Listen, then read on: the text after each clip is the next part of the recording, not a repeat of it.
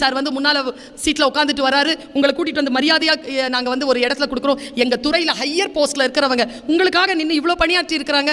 நீங்கள் யாருன்னு யோசிச்சு பார்த்தேன் மேடம், நீங்கள் யாருமே இல்லை மேடம், உங்களுக்காக இல்லை மேடம் இந்த மரியாதை, நீங்கள் படித்த படிப்புக்கு தான் மேடம் இந்த மரியாதை. ஏன் படிக்கணும்?